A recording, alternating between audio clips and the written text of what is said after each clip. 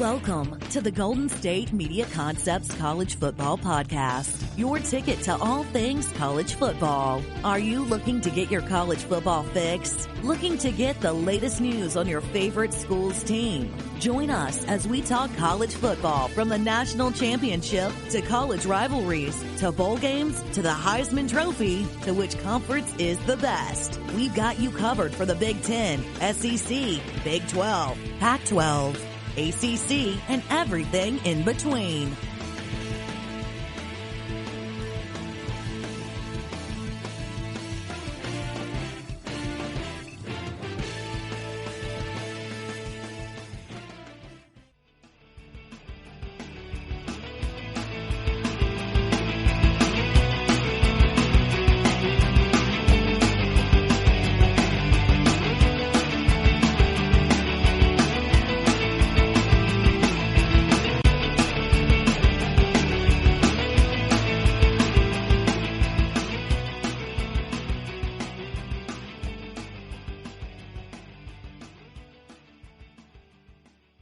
To the GSMC College Football Podcast, brought to you by the GSMC Podcast Network. I am your host, Danielle. Thank you for tuning in today to a lovely Monday morning. I hope you all had a great weekend. I am recording this on a Sunday night, really cutting to the wire, but also football happened. It was a great weekend of football, very exciting games in my opinion.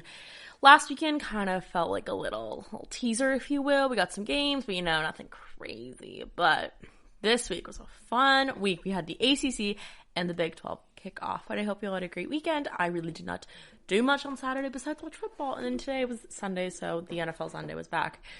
So I literally laid on the couch all day and watched football. I took a brief intermission at the halftime of the Packers game to get pizza, and that's it. So it was a great weekend overall. I'm very happy to be here with you guys today. As a reminder, stay safe, stay healthy, the whole shebang that I always go through. But for today's show, we are going to go through the games that we have this week, as well the big games, the winners and losers, and some social media moments. We're also going to go through a little rundown of news, not too much news here, and get into the overhyped teams of the season so far. So without further ado, or not overhyped teams, we're getting into our power rankings after week 2. So without further ado, let us get on into it. It was a crazy week to say the least. I feel like this week of college football really taught us a lot about overrating people, if you will. That again, that comes with every offseason. But let's start off here. So let's get into the games. First up, we had Florida State, Georgia Tech, 16-13. Georgia Tech, guys, remember when Florida State was like the powerhouse of college football? Remember that? Yeah, well, I remember 2014 absolutely despising Florida State. My whole family did for some reason. I could not tell you why. When I was applying to colleges, I was not allowed to apply to Florida State. It was the one school my parents were absolutely not. I don't know what it was. They just did not want me to go there. But that's okay. All happens for a reason. Anyways, let's get into some of the stats. So we have Justin Blackman from Florida State. He went 23 of 43, 198 yards, 1 TD, 1 interception for on the Georgia Tech side. We had Jay Simmons. He went 24 for 35, 277 yards, 1 TD, 2 interceptions. So, not a great game through the air for these quarterbacks. On the rushing side, we have Jay Simmons for Georgia Tech. He went 13 carries for 64 yards, as well as Jay Travis, 6 carries, 39 yards. So not a big rushing game for these teams. On the receiving side for Georgia Tech with M. Carter, he had 6 receptions, 66 yards, and 1 touchdown. And then on the Florida State side, we had Jay Corbin, who had 8 receptions for 55 yards. Georgia Tech had not won an ACC road game to open the season since 1996, which was long before most of these people were born. This is a significant win under year 2 head coach Geoff Collins. True freshman Jeff Sims, who was once a Florida State commit, Jeff Sims for Georgia Tech threw for 277 yards and a touchdown as they defeated the Seminoles on Saturday night.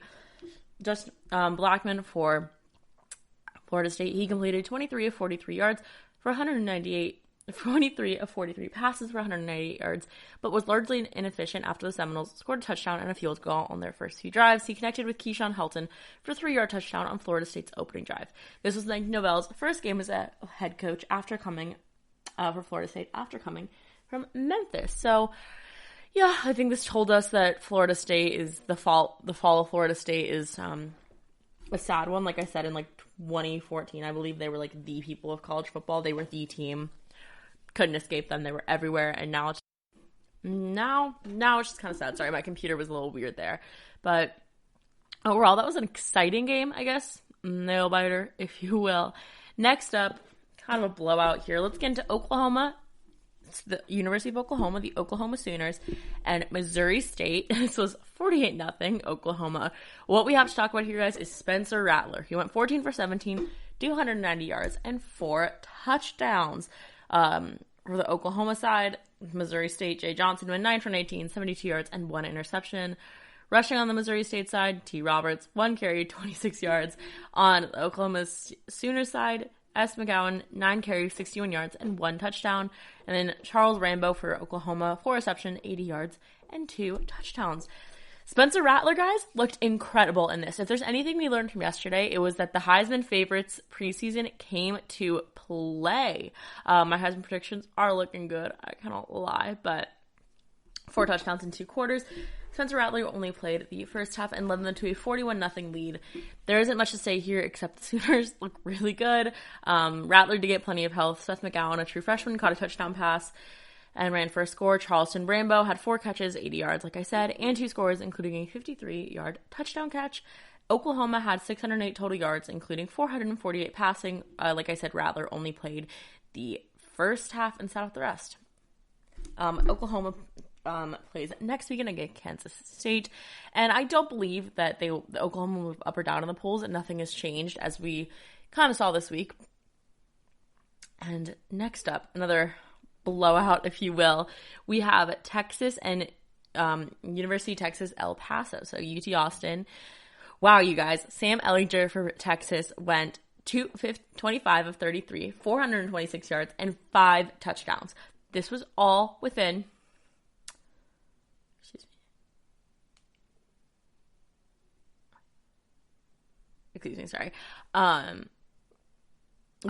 he threw 5 touchdowns in the first half. Ingram for Texas had 9 carries for 44 yards, and Moore had 6 receptions, 127 yards, and 1 TD for the Longhorns.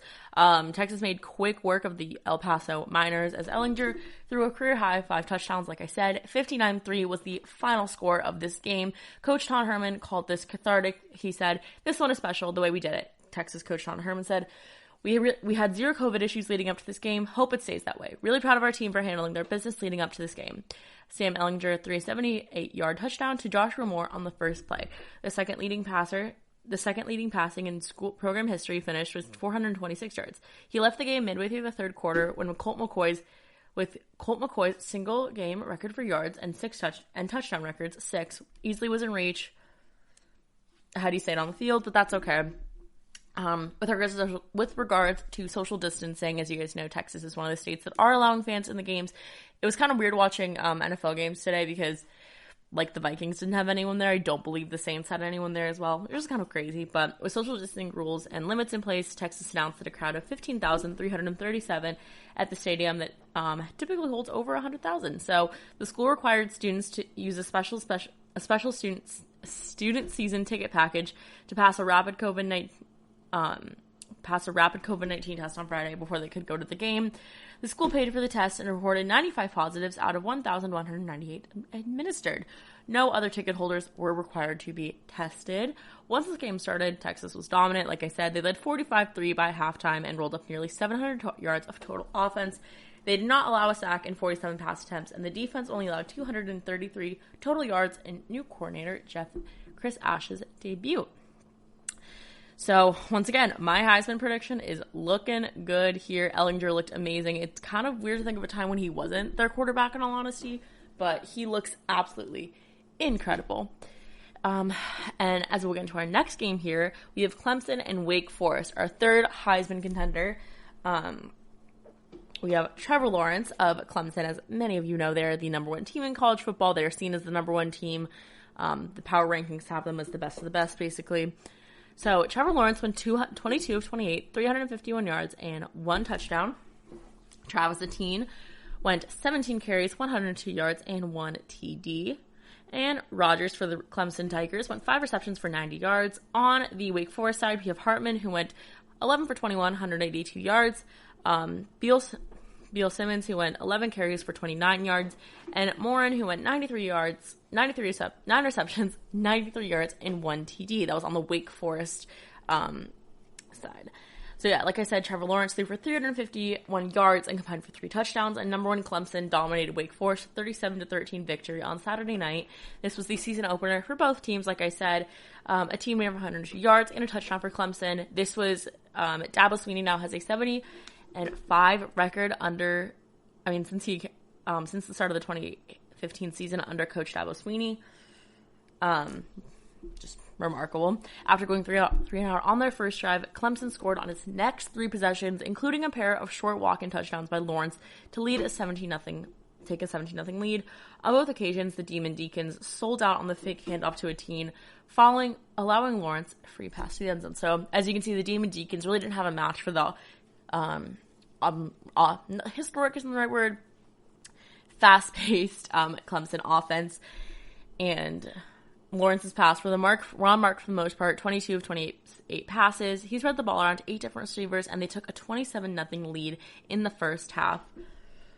Like I said, Hartman for Wake Forest was replaced in the fourth quarter and was sacked 4 times.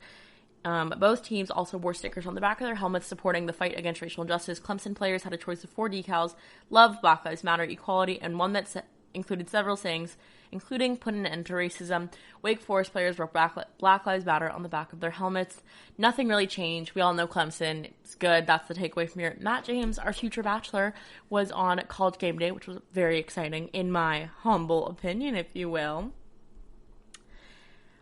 All right. Next up, we have Syracuse and UNC. So Syracuse and University of North Carolina, 31-6 UNC. So the score is a little deceiving here because UNC was one of the hyped up teams of the preseason. Everyone was excited about them. Everyone wanted to talk about them, especially when the Big Ten and the Pac-12 opted out. We saw a lot of hype around UNC, and they delivered today. They obviously won the game, but against Syracuse, a team that does not really have much going for them, and there's stuff to work on there. So for the Tar Heels, Sam Howell went 25 of 34, 295 yards, 1 TD, and 2 interceptions. Carter for the rushing went 7 carries, 78 yards. Brown went 6 receptions, 94 yards. On the Syracuse side, 13-31, 112 yards for DeVito on the passing. DeVito also had 16 carries for 30 yards, and Harris had 5 receptions for 64 yards. So after a game-opening touchdown, the Tar Heels had a bunch of turnovers and penalties before ultimately setting into a rhythm.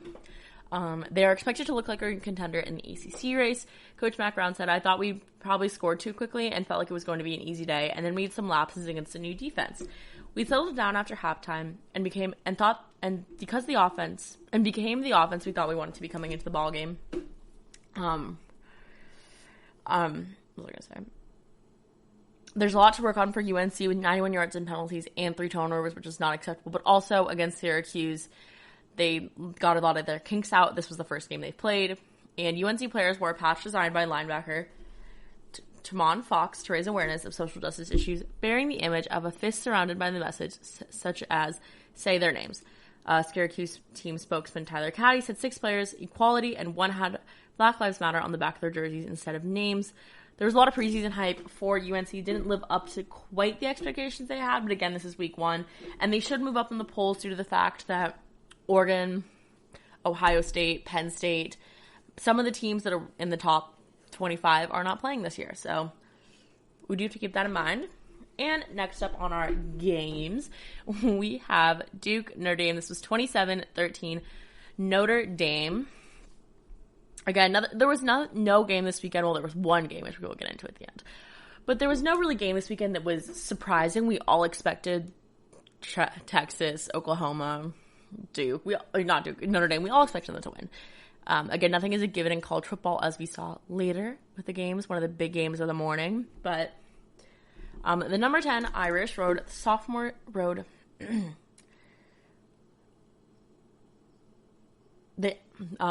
they had a 27-13, victory over Duke on Saturday at rainy Notre Dame Stadium. Did you guys see on the TV that they did that, like, social distancing? Mark, it was kind of funny, I'm not gonna lie. But the Fighting Irish, who returned all 5 offensive linemen who started last season, struggled to move the ball in the first half. They were outgained 51-13 by Duke in the first quarter and just 44 rushing yards, so they didn't start out great. There's no denying that. Brian Kelly said, we didn't play spring ball, and we haven't played since December. It's difficult to duplicate game-like speed when you haven't had it for such a long time. We have to be patient and then make some adjustments. Again, Notre Dame will move up in the polls just due to other teams not playing as well, but we have, for passing, Ian Bock. He had 19 of 31, 263 yards, 1 TD, 1 interception. We have Williams from Notre Dame, 19 carries, 112 yards, and 2 touchdowns. Williams also had 2 receptions for 93 yards. On Duke's side, we have Rice, who had 20 of 37, 259 yards. Jackson had 15 carries for 52 yards, and Pankel had 3 receptions for 78 yards. That was all on the Duke side. Again, they didn't start out the best they could. There's no doubt about that, but they cruised to a victory. And like I said, because some teams are not playing this season, and this is their first ACC game, by the way, guys, since they joined the ACC this season. But because of that, will probably move up polls in the AP poll this week. Next up, we have Pitt, Austin Peay. There's not much to say about this. It's 55-0. All I can really say is that the teams agreed to play 2 10-minute halves in the second half of the game. And last up on our game recaps today, we have the big upset of the weekend, if you will. We have Iowa State, Louisiana, 31-14, Louisiana. Not LSU, you guys, I know. I thought that too. Nope. The 2 Big 12 Sun Belt matchups early Saturday went the Sun Belt way with number 23 Iowa State and Arkansas State pulling up dramatic upstate. So Louisiana upset Iowa State, and Arkansas State upset Kansas State. The Cajuns used 2 special team touchdowns, 1 kick return, 1 punt return to advantage in a 13-14 victory.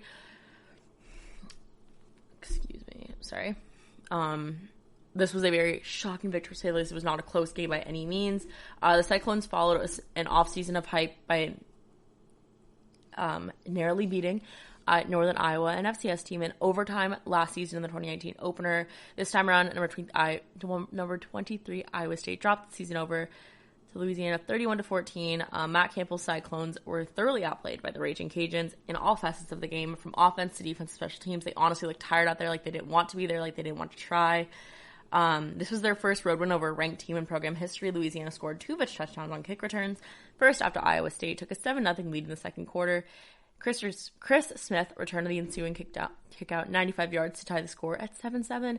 And early in the fourth quarter, after taking a 17-14 lead on a 78-yard bomb from Levi Lewis to Patrick LeBlanc, the Raging Cajuns put the game out of reach with Eric Gardner reeled off an electric 83-yard punt return.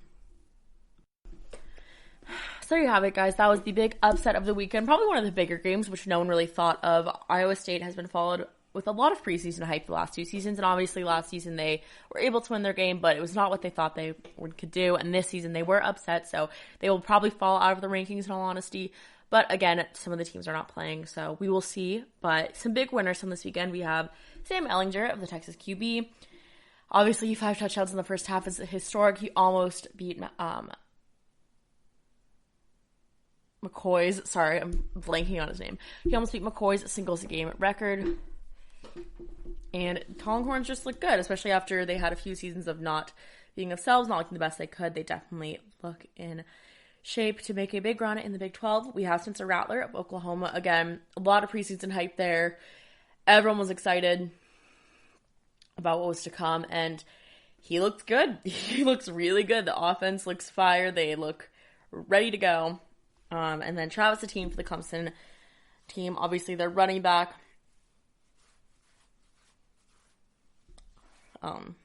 He was going to declare for the NFL draft, and then he decided to stay back for his senior season, and it looks like the decision is paying off because he looked dominant today, and Clemson looks like they're on their way to another big victory. But losers, we have Florida State. Their fall from grace is so sad to watch, but not really. Iowa State hype as well as UNC preseason hype. These teams were very overhyped, and UNC did win today, but it was not what we thought they were going to see, and they have a bunch of kinks to work out. And Iowa State obviously lost to Louisiana, which was not good. Face masks. No one was wearing face masks, especially at the Florida State game. No one was. It's just a matter of fact. And I mean, people were, but it was the majority of them were not. And social distancing. Did anyone see Notre Dame's social distancing thing?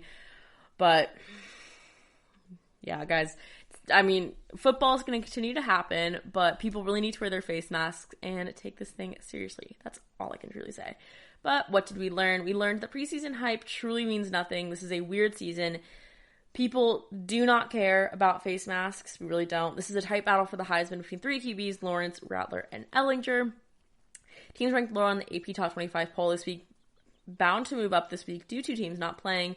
It is kind of weird without the Pac-12 and the Big Ten, but we have football, you guys. We have football. So coming up, we're going to go into some power rankings of this week.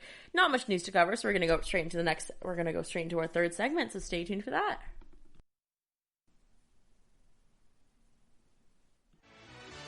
Are you looking for the very best NFL and college football podcast? Then check out the GSMC Football Podcast. Get the latest football news both on and off the field. From the NFL Draft to trades to the rumor mill to the NFL Combines. They got you covered. That's GSMCpodcast.com/football-podcast. Get updates on college rivalries, game day insights, and much, much more. It's football talk the way you want it. This show eats, sleeps, and breathes football. Don't forget to like them on Facebook and follow them on Twitter. Visit GSMCpodcast.com for more info.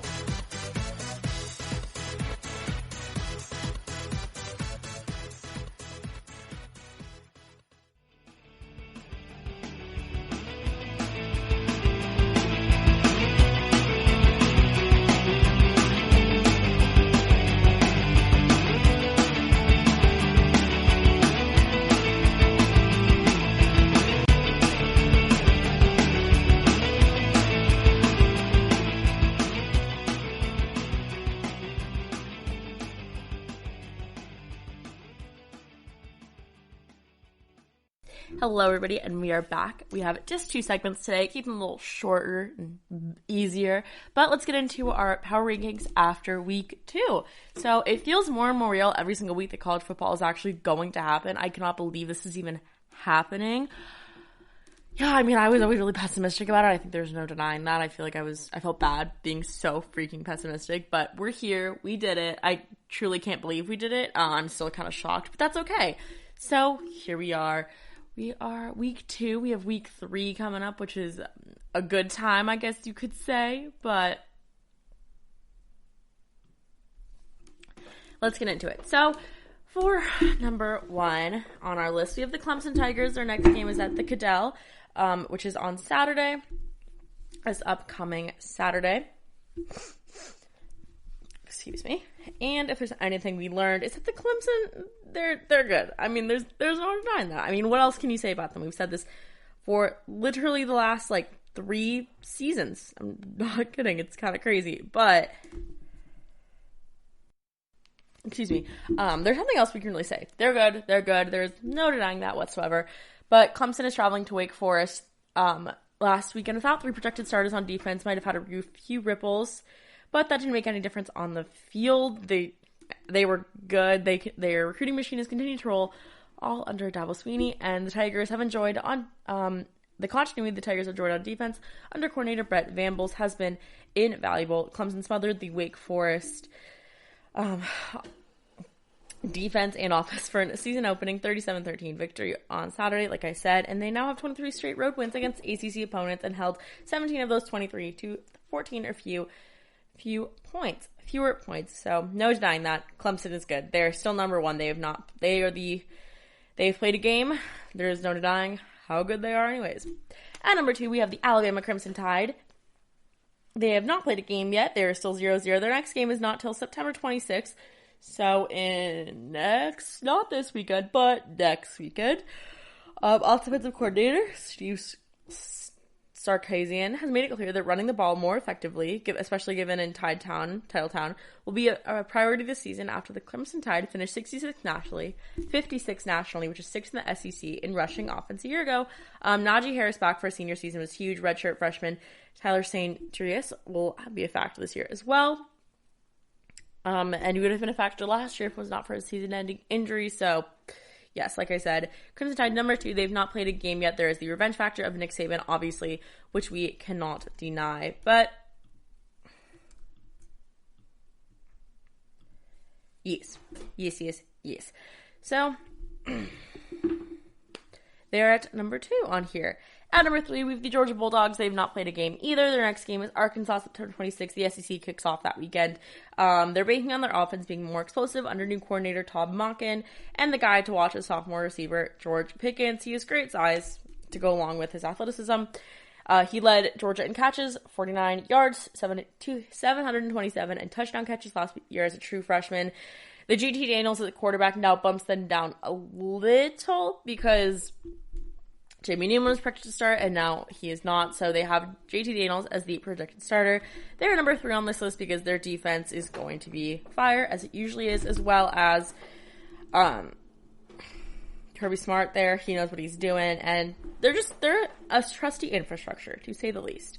But at number 4, we have the Oklahoma Sooners. They have their next game against Kansas State on September 26th. They are not playing this weekend.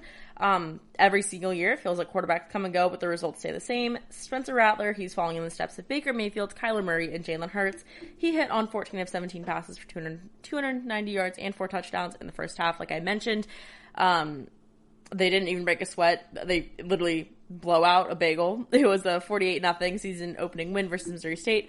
Nothing much to say here. Obviously, the top 5 is pretty predictable, and it's kind of going to stay the same for a while until there's a big upset, I feel like, or one team really makes a mark. But for now, there was no big upset this weekend, and Oklahoma is number 4 on my power rankings. At number 5, we have the Texas Longhorns. The Texas Longhorns, I don't think I've ever mentioned this, but they were another school that my parents would not let me apply to because they could not stand the Texas Longhorns. I think it's the Matthew McConaughey factor. I'm not sure. But Texas Longhorns are number 1 they're 1-0. Their next game is September 26th against Texas Tech. And it is hard to think back to a time when Sam Ehlinger was not Texas' starting quarterback. Like I said, Ehlinger sets apart from many of the other quarterbacks in the country. He has toughness and command for the Texas offense that gives him a real chance to break through this season in the Big 12. In the season opening 59-3 rout of UTEP on Saturday, Ehlinger threw 5 touchdown passes in the first half and completed passes to 9 different players. Absolutely insane. Good job by him, obviously, but number 5 on this list. There's definitely some controversy on could Notre Dame be higher, could Florida be higher, which you will see, and obviously I have 2 teams in this list that have not played yet. 2 teams that have not played, so there's definitely some bias here. We also have to go back to preseason and all that fun jazz, but at number 6, we have the Florida Gators.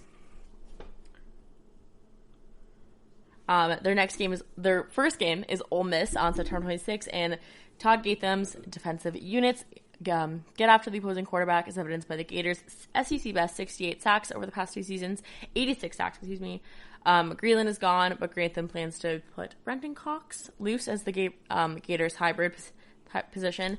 You also have Kyle Trask, a quarterback who is going to prove once and for all he's one of the better quarterbacks in the SEC and potentially contend for the Heisman as a little dark horse, but we will see that. They're 0-0. Like I said, playing in Gainesville is one of the hardest areas to play in all of sports, so there's no denying that they'll be a force to be reckoned with this season.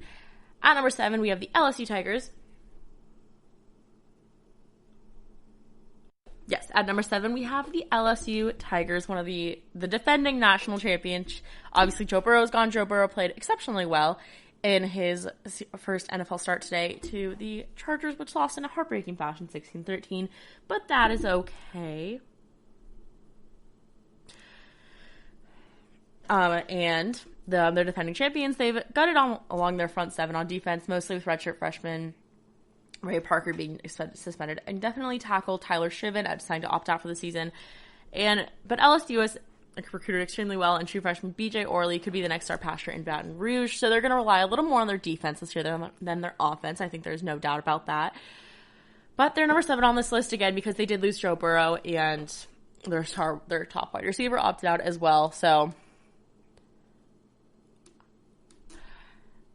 definitely some cause for concern there, but they're still in the top 10. So I mean, like, can we be mad about it? But at number 8, we have the Notre Dame Fighting Irish. Next game is at South Florida on Saturday.